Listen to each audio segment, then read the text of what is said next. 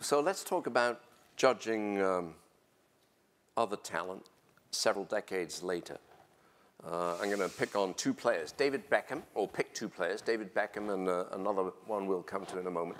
So how did you first come across Beckham, and how old was he, and what did he seem like as a player when you first saw him? Well, David came to our notice through our scout in London.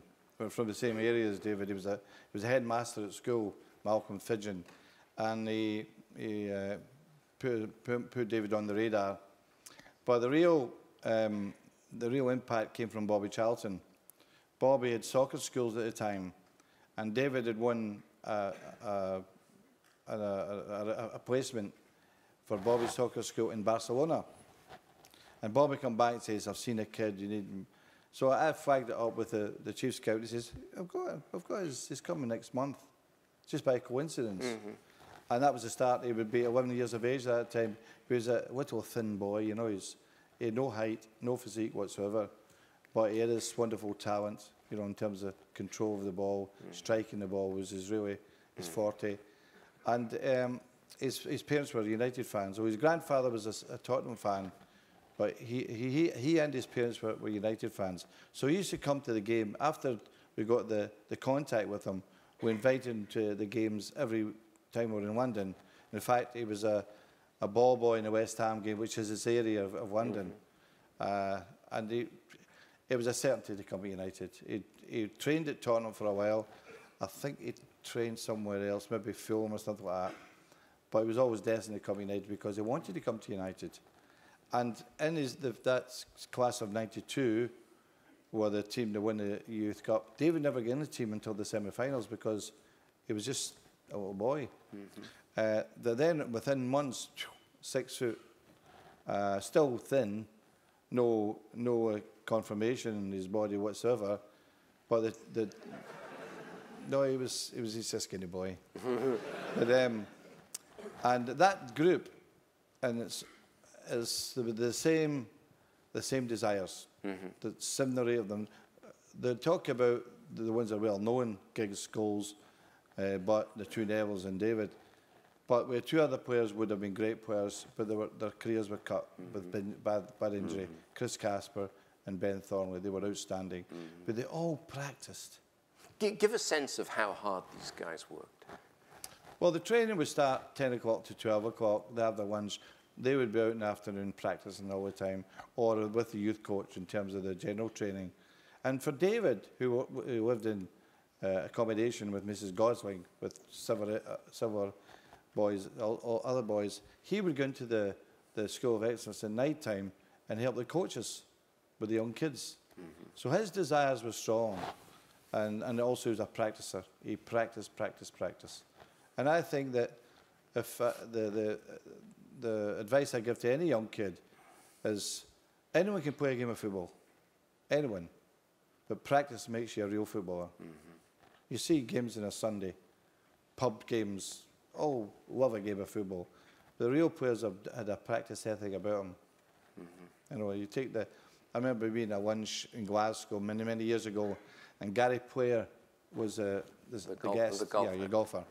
And they asked him that question, why do you keep practicing from the bunker? Because he was famous for going out the bunker. He says, well, I know I'm going to be in the bunker one time in a game, maybe twice in a game, and I've got to put in a hole. Mm-hmm. That's why I practice and practice and practice. Mm-hmm. That's a great example mm-hmm. of what you have to do to be a top mm-hmm. player. Mm-hmm. And David and all these young lads at that time, and all the young kids at United practice well. Mm-hmm. Different well-known name, Cristiano Ronaldo. How old was he when you first came across him? 17 he was. And how did he first hit your radar screen? It was a great story because I had Carlos Queiroz as my assistant, and Carlos, of course, is Portuguese. And he thought it would be a good idea for us to have an association, a relationship with the Sporting Lisbon, because he'd been there as a kid, and he was from Lisbon. And he set it up. And what we were doing then was sharing coaching. So we would send coaches over there, and they would send coaches to us. And Jim Ryan, who was head of our youth department at the time, youth scouting rather, he came back and says, well, I've seen a player. and he was playing centre forward in the youth team at the time, Cristiano Ronaldo. So I says to Cows, I says, you know, would be a good idea if maybe we had a bigger relationship here. And he spoke to the president, and the deal was that we couldn't get him the next year, but we could get him 2 years from then. Then Callis left me the next year. We had promised through the association with him, the relationship, we'd opened a new stadium. This is at Sporting Lisbon. Sporting, that's correct. And we flew from the States, from here, to Lisbon and played a game. And Cristiano's playing outside left against John O'Shea, and the poor souls, he's got tortured blood. Tell me honestly.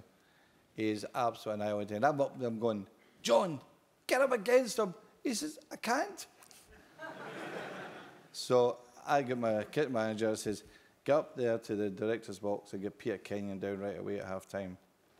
So Peter Kenyon came down. I says, we're not leaving here. Peter Kenyon was the then chief executive of United. At that time. Yeah. And says, we're not going to go leaving here without that boy in the plane. So then we got a little room after the game with the president of Lisbon, his agent, his lawyer, and the boy. And I said, I want you to come back with us to Manchester.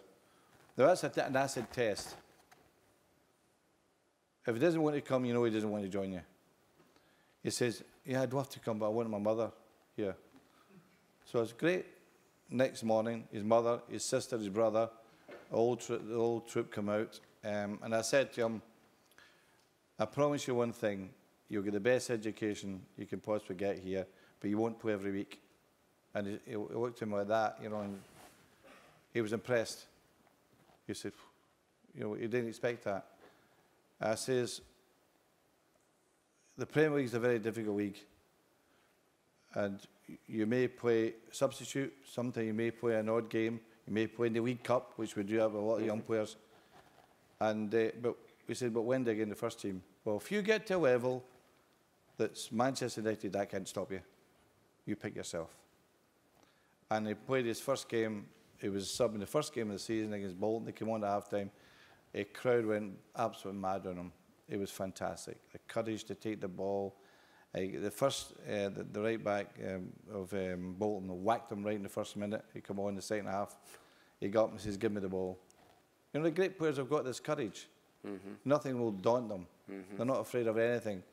And Cristiano had that. And how, when he first came to Manchester, I think he came with his mother and sister they all came up, right? Yeah.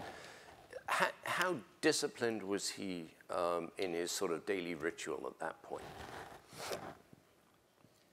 Well, he was the best practicer I've ever known. But he had these, what you call Latin American faults. You can get arrested for saying that in the state of California. And there's a simple fault which can be eradicated if the boys get the right desire and the discipline and listen to us. And he was diving as a young kid.